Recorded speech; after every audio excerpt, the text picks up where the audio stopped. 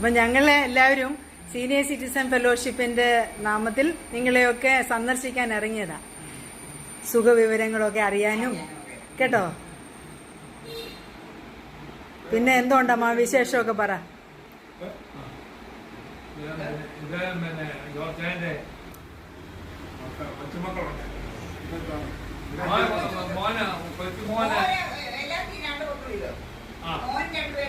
സുഖമായിട്ടിരിക്കുന്നു.